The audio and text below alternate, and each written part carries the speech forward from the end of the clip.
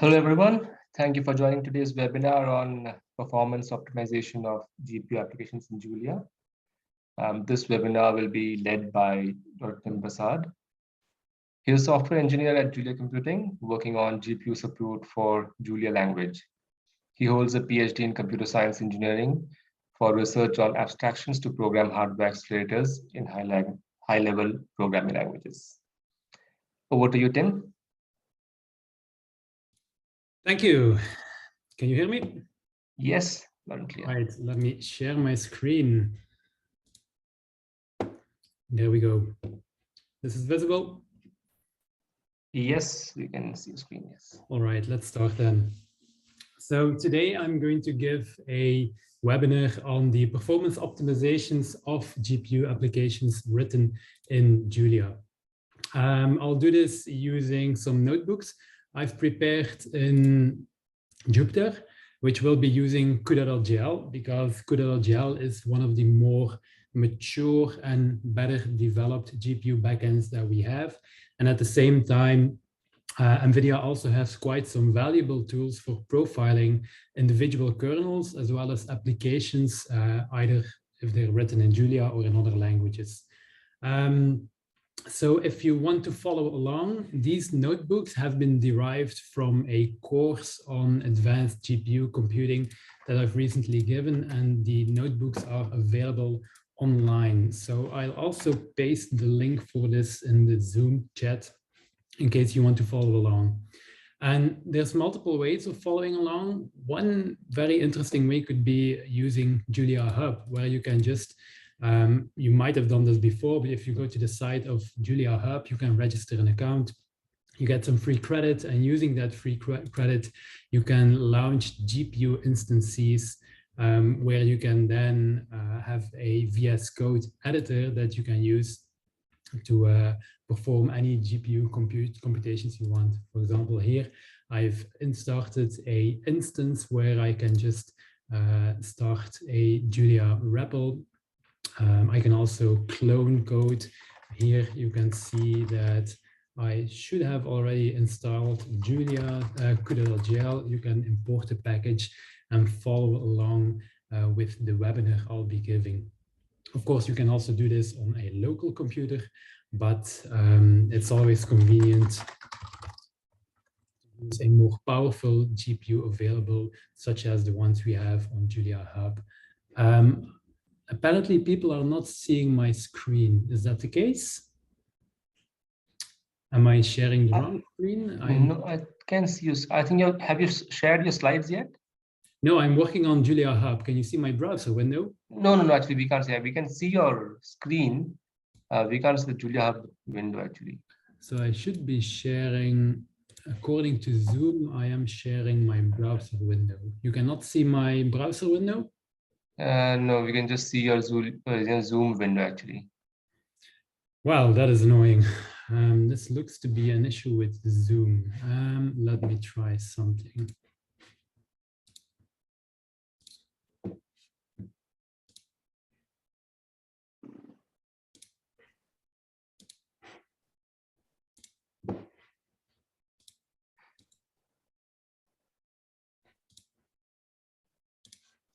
What about now?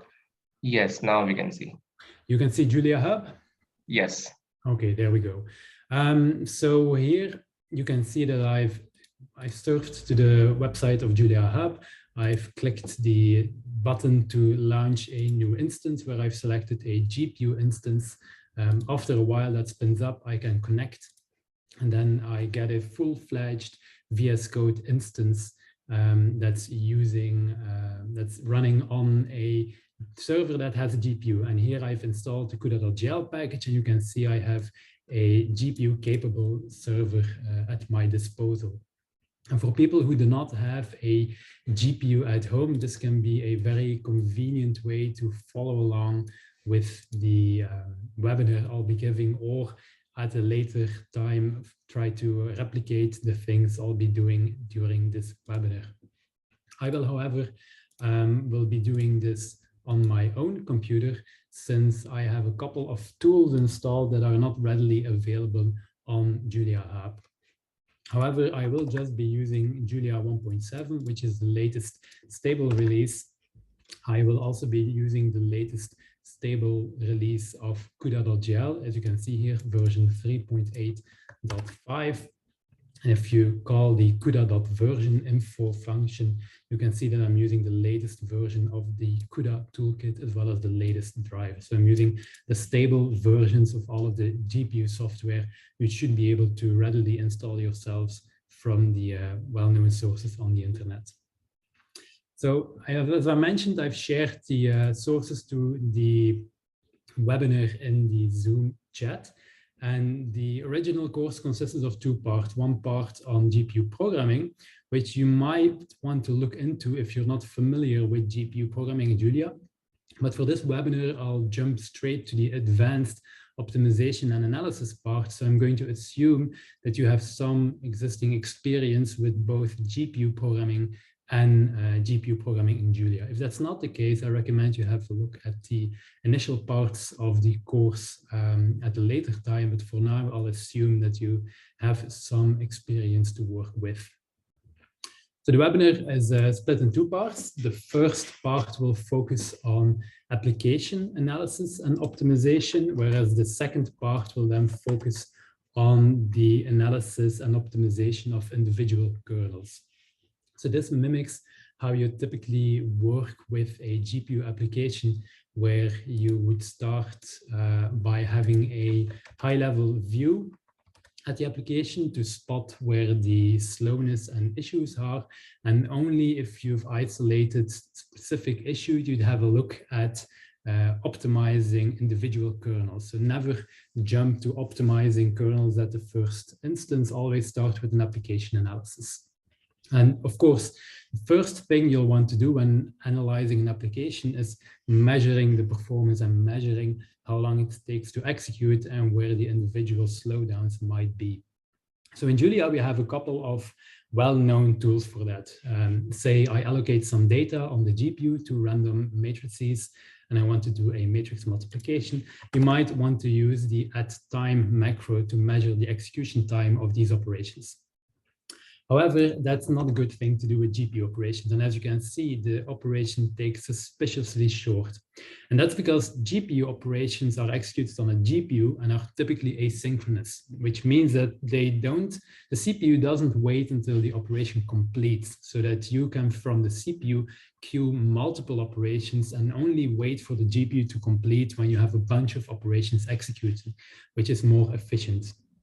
If you want to actively wait on the GPU to complete, for example, in order to perform a good time measurement, you might want to use a synchronize function, which is going to wait for the GPU to become idle.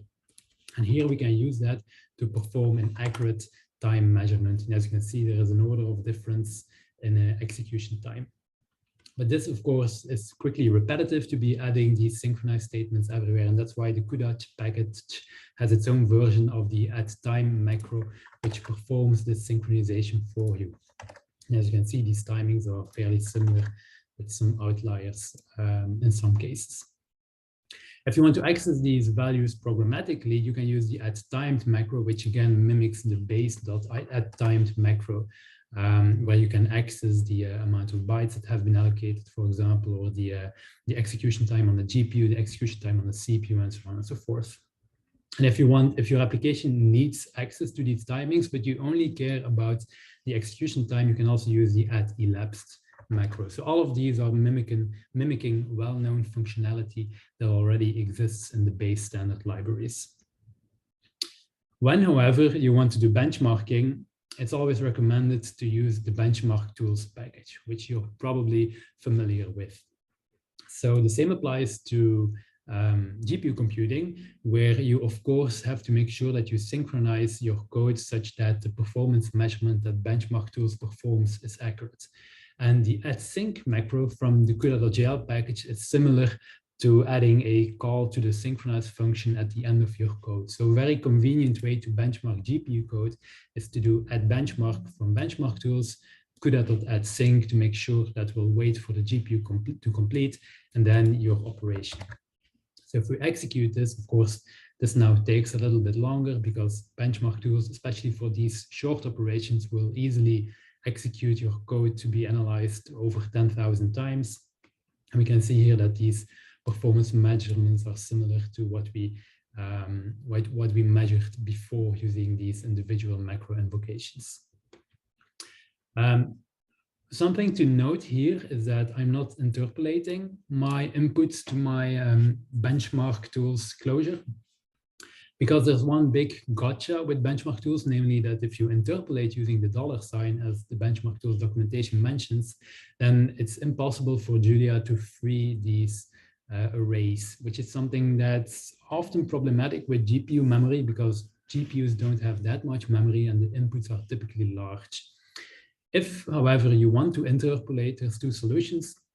You either add a call to unsafe free after your benchmark function. So here we are interpolating A and B into our benchmark function, but we're unsafely free them afterwards because we know nobody will use these values anymore. Or alternatively, we can use the setup argument to add benchmark to make sure that our inputs are prepared in a way that Julia can still free them afterwards. This may seem like a bit of a detail, but it's a very common pitfall with benchmarking GPU code, so I wanted to mention it.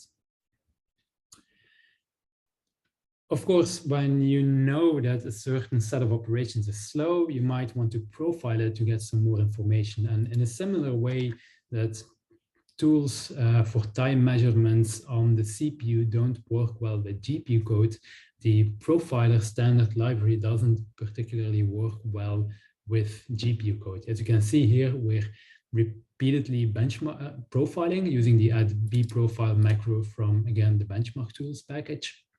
But none of these traces point to any interesting GPU instructions. In fact, all of the time is just being sunk in this wait call where basically the CPU is waiting for the GPU to complete.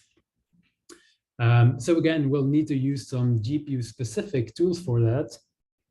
And NVIDIA actually has a couple of tools to profile GPU kernels with. And they have this helpful overview on their homepage, where they mention that you should always start with the Insight Systems tool that will give you an overview of your application performance. And then depending on where you isolate some performance problems, you can either use Insight Graphics in case of some graphical kernels, or Insight Compute when you're dealing with compute kernels.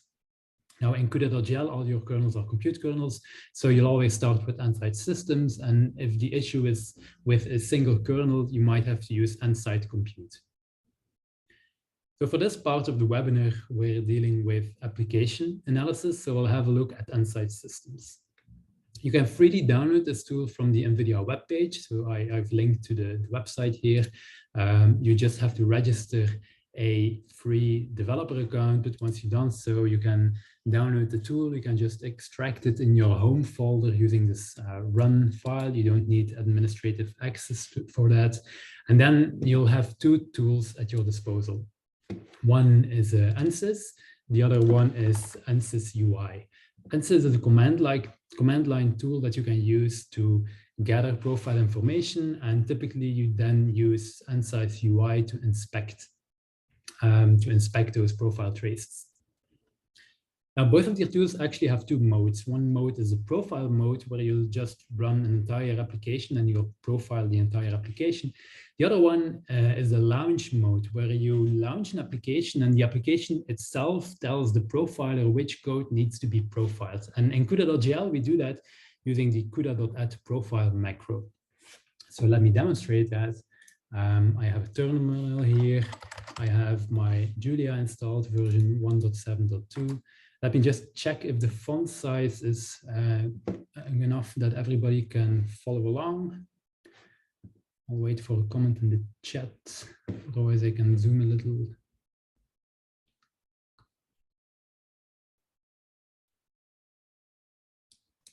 Okay, let me zoom in a little then.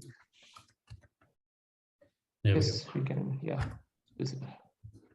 All right, so as I mentioned, you can do ANSYS launch of the Julia binary which is on my path, and then I'm passing any Julia arguments along. In this case, I'm just using -- project to activate the manifest in my webinar directory. And here I can just import the CUDA package and perform operations as I want. For example, I can create a query with a single element and then perform a broadcast operation. Oh, wait, what is happening? Well, this is strange. Let me try again.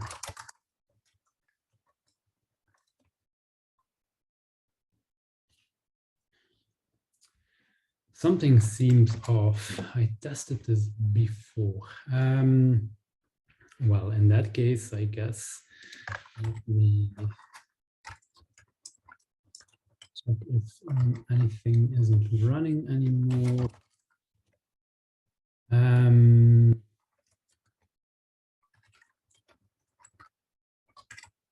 This is strange. I'm guessing this won't help.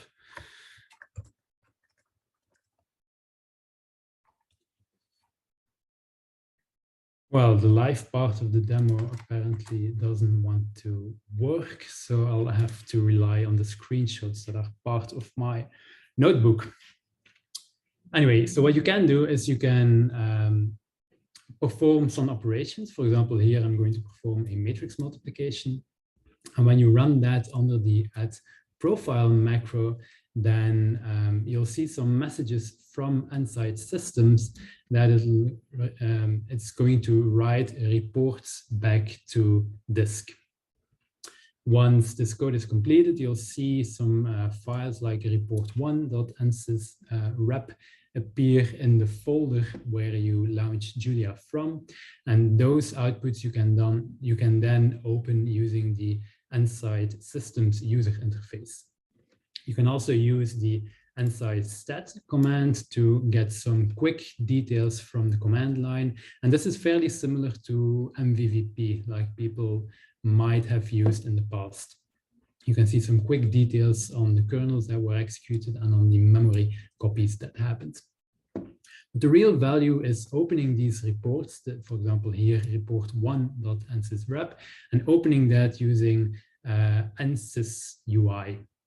With the ansys user interface, you can see a very convenient timeline that contains all of the operations that you have executed under the CUDA.add profile macro. For example, in the case of this matrix multiplication, we can actually see the matrix multiplication happening, and the blue bar on top of that indicates the amount of the efficiency, the usage of the GPU. If this is a very sparse bar, then the GPU isn't being used all that efficiently, while here the GPU is being used fairly actively. And on the CUDA API line, you can see all of the operations that were queued from the host. In this case, this will be a memory allocation and a couple of kernel invocations. Now, something that's very useful that you can do using inside systems is to enrich these timelines with additional information from the CPU side. And the way to do that is using the NVIDIA Tools Extensions library. And that's a library which is integrated in CUDA.gl, which you can conveniently use using the nvtx.add_range macro. So here, by just specifying a range, and we call this range mul_bang, if we then profile our code again, we can see an extra entry in our timeline that denotes the chunk of time that this range was active. We can also see here that the total range took 8.3 milliseconds, which is way too long because our previous time measurements indicated that this matrix multiplication only took around 300 microseconds. And that's a common occurrence with profiling GPU code. The initial API call typically takes quite a bit longer than it should. So it's always recommended to perform your application twice on the profiler. For example, here I'm using nvtx.add_range with 2 invocations. And then, as we can see, the second invocation is much faster. It takes around 300 microseconds, which is what we expected from the benchmark timings we initially did at the start of this notebook. You can also inject simple markers into the timeline by using the mvtx.mark function, and then you'll just get simple points in the timeline, which you can use to denote, for example, when your algorithm was done or when something significant happened. And lastly, for some very useful details, you can hover the bar that denotes the kernel that was executed, and you get a bunch of very useful information from that. For example, you can see the launch configuration, the amount of threads and blocks that we launched. You can also see the local and the shared memory, and both of these can often dominate or greatly influence the execution time of a kernel. The theoretical occupancy is also fairly interesting, but I'll not go into detail for that because it requires quite a bit of explanation on the GPU side of things. So occupancy is something to take in mind. You want to maximize this. And in the second part of the webinar, I'll explain some techniques on how to improve register usage such that the theoretical occupancy will go up. But for a more useful case study, I'll have a look at a sequence of operations that somewhat resembles an actual application. So I will just restart my environment so that I can perform benchmarks again. So I've defined these 2 functions here. One is a function that computes the root mean square error of 2 matrices, A and B. So it's a fairly straightforward implementation. We subtract both. We take the element, we compute the element-wise power of 2. Then we take the sum, we divide it by the length, and we take the root of it. And we'll be doing this for a number of inputs. That's why I've called it a batched root mean square error computation, where here I'm allocating 16 of these. I'll be performing 16 of these computations, and the third dimension of my input is the batch dimension.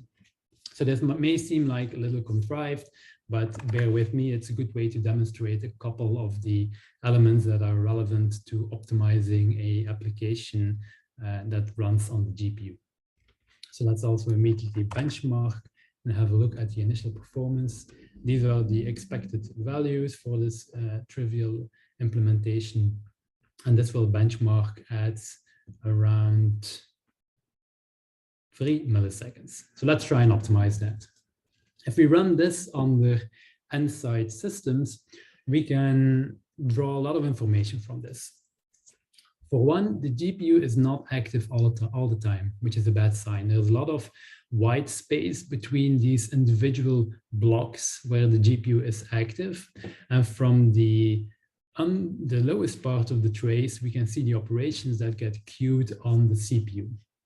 The gray blocks are again MVTX markers, but this is worth mentioning. You can also just attach a MVTX.addRange to a function definition, and then the name of the range will be derived from the function name itself. So this is a very convenient way, for example, in combination with revise, to just litter a couple of these across your applications to figure out where certain slowdowns are by visualizing those functions in the profiler timeline. So here we can see the root mean square error function, which is called 16 times, 1 for each batch. And then the function itself taking 3.7 milliseconds, whereas we just benchmarked this at 3 milliseconds, but this is an acceptable slowdown for code running under the profiler. We can also see a bunch of these red blocks, which are memory allocations and optimizations. So when you go about optimizing this, there's a couple of things to take into account. One is that you want to fuse as many kernels as possible. You want to avoid allocations, or at least allocations that happen in the middle of your application. You want to avoid synchronization. And for the next step of this part of the webinar, we'll apply each of these to our dummy application. So first of all, if we have a look at each root mean square error function application, we can see there's a bunch of white space in front. And that's because we're actually performing a memory copy at the start of every of these invocations because of how we're indexing into our arrays. So if you go back to the implementation, we can see here that I actually slice my arrays without taking a view. And this will create new arrays, copy the data over, which is of course something terribly slow to be doing at the start of every invocation of our function. So one advice is to try and avoid these slices which copy memory and use views instead. This is a typical Julia optimization trick as well, but it also applies to GPU code. So here I'm using a view instead of slicing my arrays. And as you can see, the white space disappeared from the start of my RMSE function invocations. However, there's still a whole bunch of white space in there, and we can see that maybe this comes from a bunch of allocations, but here, crucially, it comes from the fact that we have to wait at every iteration, at every batch for the result to complete. Basically, this is a synchronizing operation, as we call it. And the reason this is that we're assigning scalars into our vector. We're waiting for the sum on the GPU to complete such that we get a single scalar output back. And a way to avoid the synchronization, to avoid having to wait on the GPU to return a scalar value, is to reduce to a single element array instead. There's many ways to avoid synchronization, and typically in your application, there might be other sources of synchronization, but here, the way to avoid this needless synchronization in the middle of our application is to reduce to a single element array. And we can simply do so by adding the dims argument to our sum invocation. And then the result is a one element array, which will assign to a vector, and finally will concatenate them all together so that we can get the same results. And as you can see, execution time lowered significantly. And in the trace, we can see that the GPU is now busy all the time. And this is starting to look like a good timeline where the CPU is busy queuing a bunch of operations, and it manages to queue enough operations so that the GPU can be kept busy. And then at the end of it all, we have to wait until the GPU finishes before we can execute a bunch of copies back to CPU memory. But of course, there's still a bunch of allocations left. As you can see, all these red blocks, as I mentioned, are memory allocations and memory operations. One way to avoid some of these allocations is to pre-allocate our output. So for example, we can allocate our output array and do an in-place summation that will remove some of these allocations. There's still quite a bit left, and if we have a look at our implementation, we can see that each of these will allocate temporaries. For example, the A minus B will result in a single temporary. Then we do the element-wise operation, which results in another temporary. And a good way to avoid all this, and this is very essential to GPU programming, is to try and fuse as much together into single kernels.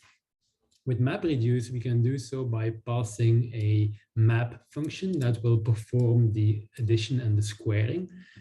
Sadly, the current MapReduce API doesn't allow passing you both a closure and multiple arguments. So here, just as a workaround, I'll pass a partially instantiated broadcast. This is a detail for this example, but nonetheless, it still highlights how you have to fuse operations together as much as possible. We get the same result, and the timeline is getting better. You might see that there's a bit white space introduced again, but nonetheless, the performance has improved greatly, dropped to 700 microseconds. Of course, as I mentioned, this whole exercise is fairly contrived because we can just take it to the next level and fuse the entire outer loop together. And then we get a single MapReduce dim invocation that deals with all of the batches at once. And we can also see that most of the CPU operations then disappeared, because at this point, we're just launching a single kernel that keeps the GPU busy for 560 microseconds, which is a significant improvement compared to the original 3 milliseconds. So summarizing, if you're optimizing a GPU application, the things you typically want to do is to avoid synchronization at all costs. Try to keep the GPU busy as long as possible without the CPU having to wait for intermediate results. Try to bundle or even avoid memory operations by pre-allocating and copying back late. And of course, another crucial element is to fuse as many operations together so that the compiler can avoid temporaries, that we avoid needless launch overheads, and also make it possible to perform global optimization of these kernels. And just to compare this with the CPU's performance, there's more or less the same implementation that does the same kind of optimizations, completes on the CPU in about, I think it's, 15 milliseconds. So the GPU now here is completing in 500 microseconds. But of course, this is a fairly trivial applications to be working with. So this was a demonstration of Insight Systems and how you use that tool to analyze your application. But sometimes you might run into a single kernel that's slow. And for that, let me demonstrate the second tool. I'm going to shut down these kernels in the hopes that I can get the interactive session working again. Restart. So the second part is going to focus on Insight Compute. And for that, I need a kernel that I can optimize. So I have implemented the same batched root mean square error implementation in a single kernel. Now, this might seem pretty complex or daunting if you're not familiar with GPU implementations. If you're interested in how I came up with this implementation, the initial parts of the webinar I'm giving here, which I've excluded from this advanced session, explains how to go from the operation and its array expressions to a simple kernel implementation, and then further optimize this implementation until we have the version that's here in the source code. So if you're interested in how to come up with this, I recommend you to have a look at the first parts of this session. So for now, a brief summary. The tricky part, which this kernel does, is that, again, it computes the element-wise subtraction, power by 2, and then it's still the root mean square error operation. But what's tricky here is that in order to have a single kernel compute all of the batches, we're going to split the iteration space into 2 Cartesian indices. One is going to contain all of the indices that iterate the main dimension, meaning the values of each batch. And then we have a second iterator that iterates all of the batches, which is the 3rd dimension of our input. And the reason we do this is because we can then pass these indices to our kernel. You can see we pass them to the kernel. And over in the kernel, we can index our batch iterator using the block ID and index our main iterator using our thread ID. And this ensures that every batch will be processed by a single block. And that's relevant because within a block on the GPU, you have certain advantages. You have more efficient communication primitives, you have shared memory, you can use log stack execution, synchronization, and so on. And we'll be using this later on to perform certain optimizations within the block in order to compute the root mean square error of a single set of matrices more efficiently. However, the initial implementation doesn't do that. So we just have our iterator that we compute, and then we perform an atomic reduction in global memory. And then at the end of the kernel, one thread is going to be responsible for dividing that aggregated value by the length and taking the square root in order to get the root mean square error we expected. So I first have to import CUDA and benchmark tools, of course. Let's define our kernel function, allocate some inputs, and run our kernel function. This, of course, always takes a little bit because the initial invocation has to compile a bunch of code in CUDA.gl as well as the GPU kernel itself. So if we benchmark our single kernel implementation, remember that the array-based operations-based one clocked in at 500 microseconds, while this implementation is 200 milliseconds. So this demonstrates that using array operations isn't necessarily slow because each of these array operations have been carefully optimized. And even if you write a custom kernel, if you don't do it properly, you might actually end up with a very slow kernel. So in order to analyze this kernel, we'll be using Nsight Compute. And again, this is a free tool you can download on the NVIDIA website, where in the same way as Nsight Systems, you need a developer account, but once you have that, you can download a run file, which you can just extract in your home folder and execute the tools from there. And the two relevant tools are fairly similar again. We have NCU, which is a command line utility, and NCU UI, which is a graphical application.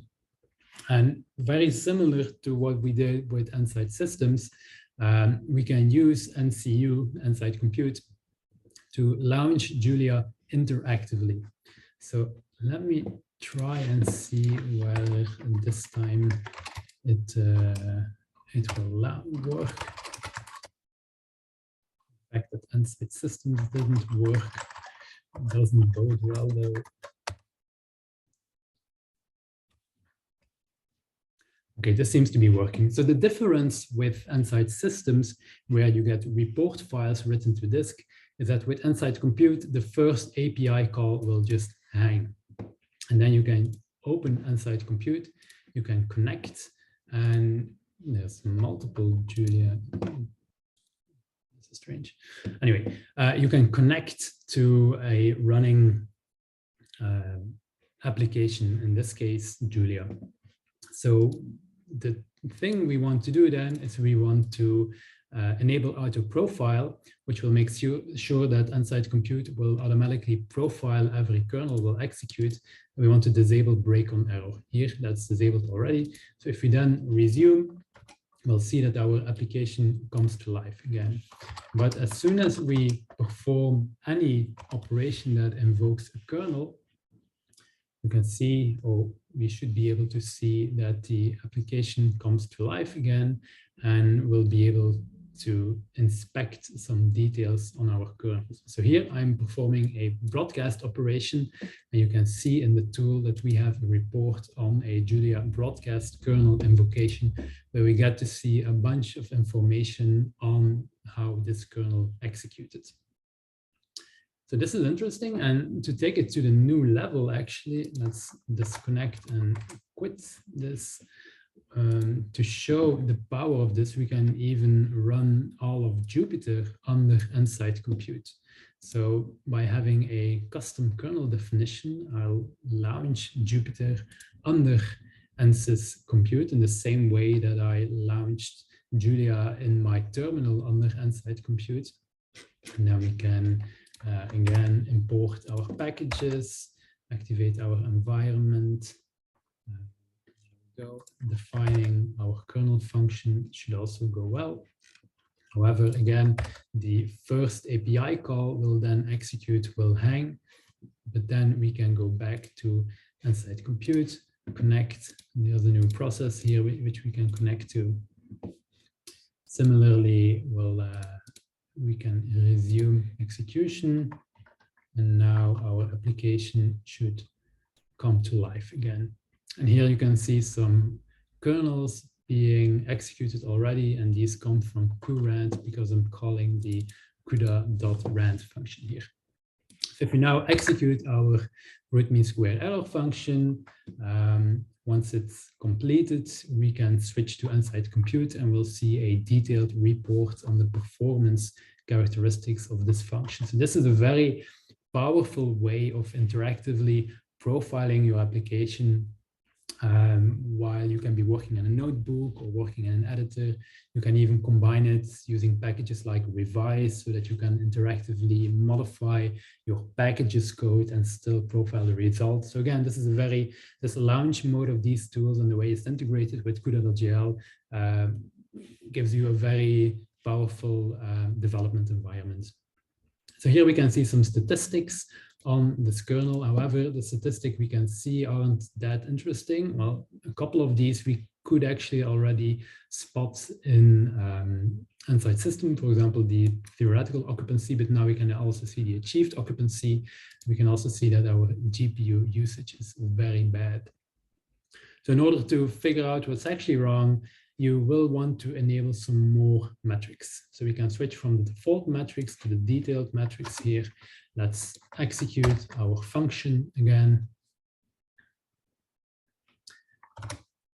And switching back, we have a second execution of this function where we can now find much more information. And as I mentioned, there's a lot wrong with this function. For one, the throughput is very low. And in order to find out what the cause for this is, we can, for example, look at the scheduler statistics, and we can see here that most of the times there's not many warps eligible for execution. And inside compute and most of the NVIDIA tools always have a bit of information below that. Here it mentions that we might have to take a look at the warp statistics in order to figure out why so many warps are not eligible for execution. So let's do that. We can see here that there's a huge amount of stalls due to long scoreboard stalls. So again, if we hover this, we get a bunch of information. The NVIDIA documentation mentions that these stalls are typically caused by memory operations. And it also helpfully tells us to have a look at the source counters, where we can actually see that luckily there's only a single source of all of these stalls. If the stall sources were spread across the application, this would be tricky to optimize. And in this case, there's likely only a single source. We can click on this and then we get redirected to our shader assembly source code, which is fairly low level. So it's easier to go back to the PTX source code. If we click on here again, we actually get pointed at the relevant source code line in the PTX source code. Sadly, at this point, normally it's also possible to also have a look at the actual language's source code, but this integration is not finished yet. So currently you cannot have Inside Compute point you directly to the Julia source code. That's the culprit. However, the PTX code is sometimes fairly legible. So in this case, we can see that there's a subtraction that stalls the GPU. And if we look around what's happening here, some of these destination operands come from this atomic global addition. So it's fair to say that these stalls have something to do with the atomic operation that's happening at the same time. And that's actually fairly sensible, because in a GPU, you want all of your threads to be executing at the same time. But if all of your threads have to perform certain operations atomically, then they essentially serialize and they have to wait on one another. So it's fairly straightforward to say that this kind of atomic operation executed by every thread is the culprit for our slowdown. I see a question in the chat about whether there's information on the roofline model, and normally there is, but I think you have to go to the full metrics for that. But there's definitely a roofline model supported by Inside Compute. Anyway, going back to the optimization of this kernel, I'm going to switch back to regular execution under Julia and not under Inside Compute, because if you run benchmark tools, you'll easily be launching 10,000 kernel invocations or more, and NVIDIA's tools tend to choke a little bit on that many kernels. So if you want to benchmark, it's better to actually run under under Julia directly and not under Insight Compute. So let me re-import all of these cells. Of course, in terms of optimizing GPU applications, there's lots of things, GPU kernel, sorry, there's lots of things you can do. There's a whole area of parallel algorithm implementations on hardware-specific optimizations, and all of those, obviously, I cannot cover in this webinar. So I'll be focusing on the Julia-specific tips and tricks and optimizations that might be relevant to you. But the consequence of that is that I cannot explain how to implement an efficient alternative of this atomic operation, and instead I'll just use an implementation that relies on certain pieces of functionality that are readily available in CUDA.gl. So remember that the current execution time is 19 milliseconds, likely slowed down by the atomic operations. So for people who want to have a proper look at home, I've included screenshots of all of the things I just did in Insight Compute. And here I'll switch to an alternative implementation that uses the reduce block function from CUDA.gl, where instead of doing atomic operations, we'll actually be benefiting and using the hardware facilities that execution within a single GPU block has to offer. For example, this implementation will use shared memory, it will use shuffle intrinsics and many other tricks to perform this operation more efficiently. So let's define, execute, and benchmark this implementation. You can see that the results are still valid and the performance improves from 20 milliseconds to 4 milliseconds. So as you can see, this is a very drastic improvement. So other things you might want to do is optimize the launch configuration, because if you have a look at the implementation here, we're always running with 265 threads, while depending on the ability of your hardware, you might be able to launch more threads. And a way to do so in a very general manner is to use the launch configuration API, which is a functionality in the CUDA toolkit that will tell your function how many threads it may launch given a specific kernel. So you get a compiled version of the kernel object by using @CUDA with launch equal to false, and then you can inspect the launch configuration for this kernel. And here it tells us that we can launch at most 512 threads for this kernel, and that we should be using at least 48 blocks to maximize GPU usage. So in order to use that, let's redefine our kernel and driver function, where we now use 512 threads as the launch occupancy API told us, and 48 blocks at least. And as you can see, performance has greatly improved from 3 to 4 milliseconds to 800 microseconds. A way to do this and without hard coding this 512 number is by using the launch configuration API at runtime.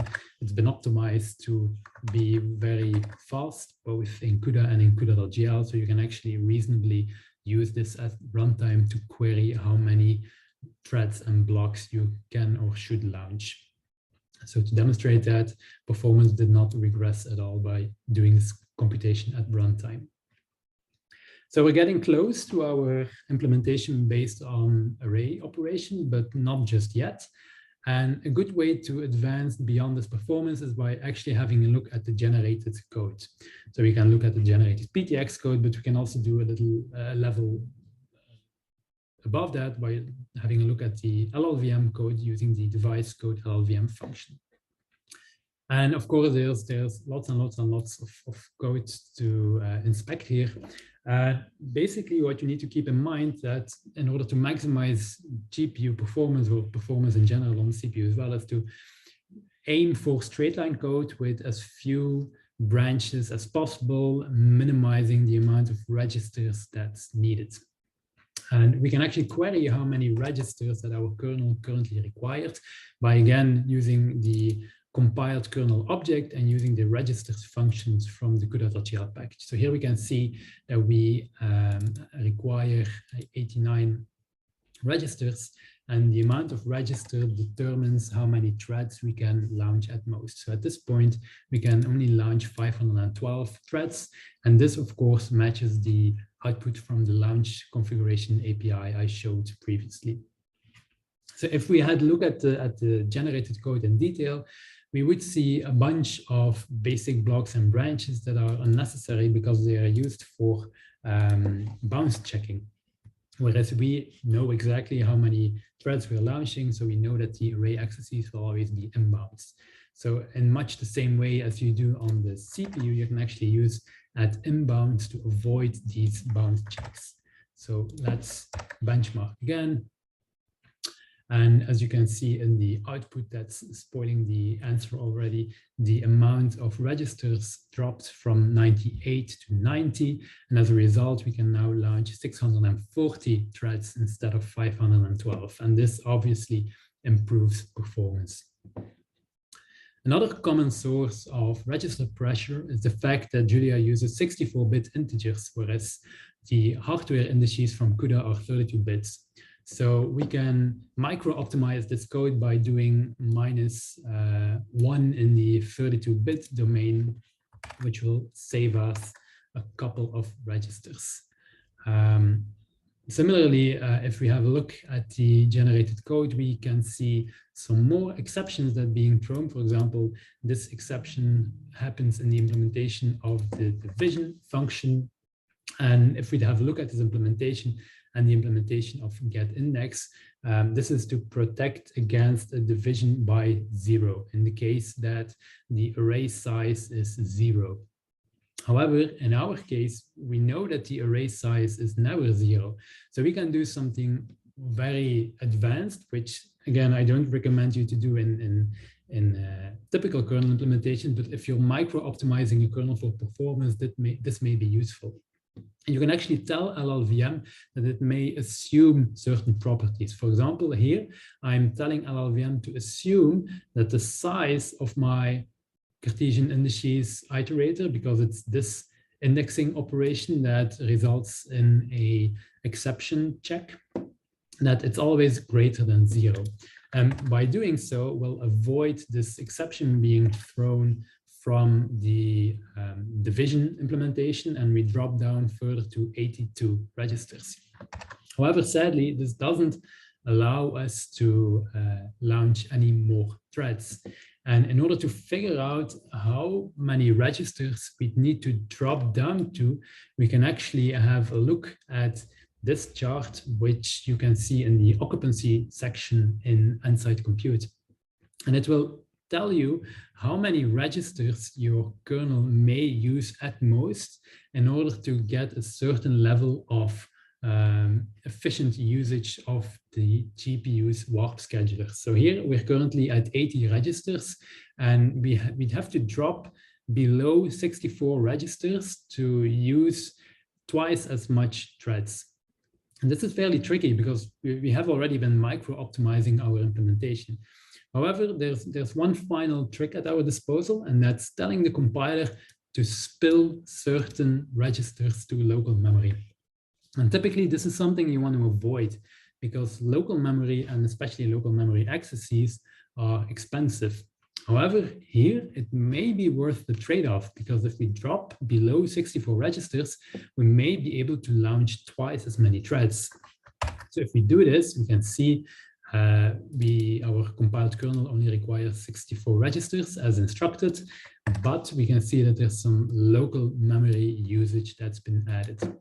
However, the trade-off is that we now can launch 1024 threads, whereas the original version without the maxrex keywords had fewer local memory accesses, but could only launch 640 threads. So in this case, if we implement it like such, so as you can see, the maxrex keyword is added here, and we benchmark our function now, we can see that the final performance, I'm going to end that for this webinar, will be 630 microseconds, which ironically is still not as good as just using plain array operations. So this is demonstrates how we put quite some effort in optimizing these array operations. However, the example here served to demonstrate all of the possible optimization opportunities and tools and tips and tricks that you have at your disposal to micro-optimize kernels as implemented in Julia in the same way that you might want to do or are used to do so in CUDA C. I'm going to keep it at this because we're running close to the hour. So at this point, let me have a look at the chat to see if there's any questions. Or if anybody have questions, feel free to post them now in the chat. We still have 5 minutes to respond to some questions. I see there's one question about the availability of these instructions for AMD GPU. Many of the optimization instructions, of course, still apply. So avoiding non-fused operations at the array level or avoiding bounds checks on the kernel level, all of that is applicable to GPU implementation regardless from the backend. But of course, the tools I've demonstrated here are specific to NVIDIA GPUs, but many vendors have similar tools. I'm not familiar with the AMD stack, but for example, with the One API stack, you have VTune and similar tools to do analyses like the one I did here.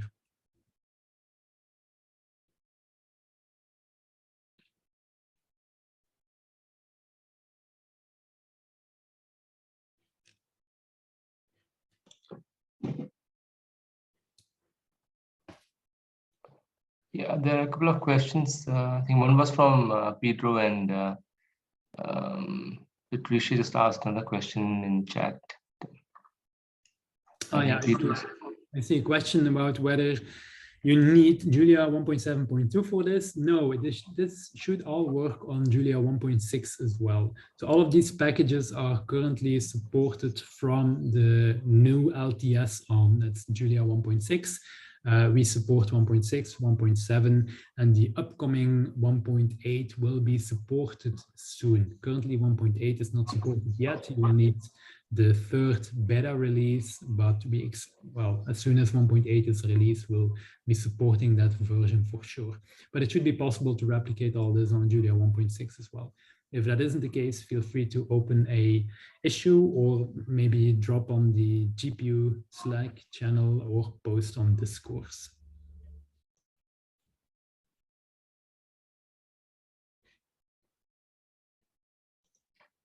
You can chat in your question, type in your questions in the chat box, or you can also unmute yourself and ask questions to Tim actually. So we'll be around for some time in case you have any questions. And again, if you all need some time to process this, every month we have GPU office hours, as we call it. So you can call in to those to ask questions or share your screen and show issues you're having.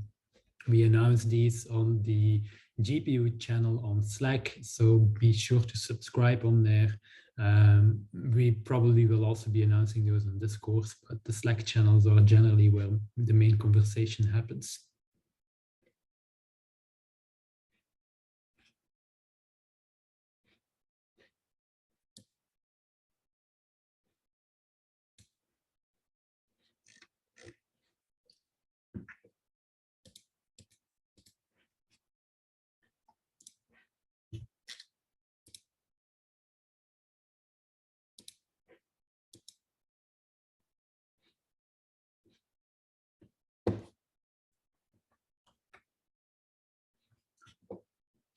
I will post a link to the training in the chat again. So again, the 2-1 and 2-2 notebooks are very similar to the ones I gave in this webinar. They have some additional content, which I removed due to time constraints. But the 1- notebooks give some more generic introduction on GPU programming, as well as build up the root mean square error examples I explained in both of the parts of the webinar now.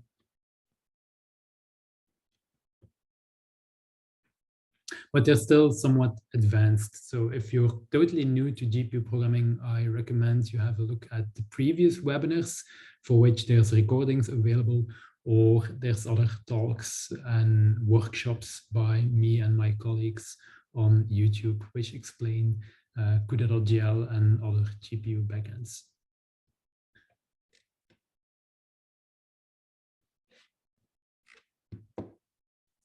There's a question on any benchmarks for Julia GPU with respect to other languages.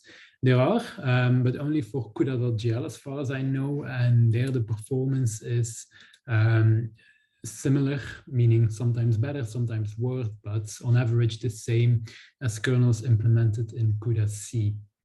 Of course, if you start using array operations, the comparison is more difficult because you might be comparing to similar array operations, or you might be comparing to more tensor compilers like frameworks like XLA and so on. But if you're just comparing the performance of kernels implemented in CUDA C and Julia, performance is identical. And you can find some charts for that on the page of juliagpu.org. There's a chart in there and a link to the relevant paper as well that explains the performance comparison.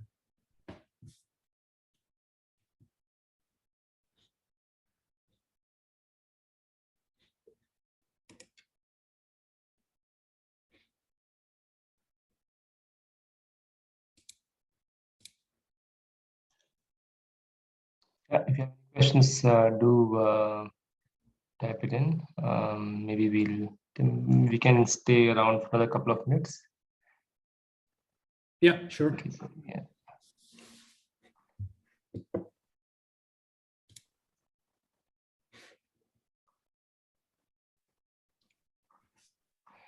The recording of this webinar will be available on our Julia Computing website in a couple of days. So in case you want to view it, should be up there most probably by tomorrow.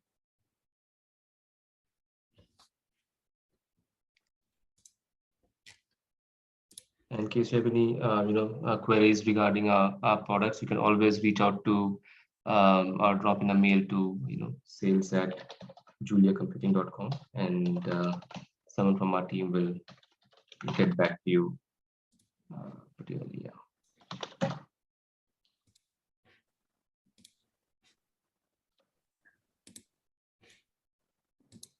Yeah, I see there are no more questions coming in. Shall we call today, Tim? Yeah, sounds good. Yeah, great. Yeah. So thank you, everyone, for joining in today, and thank you, Tim, for this webinar. And we will keep hosting more webinars and keep everyone posted on the upcoming ones. Thanks for joining. Have a nice day, everybody. Thank you. Bye. Have a good day. See you. Bye.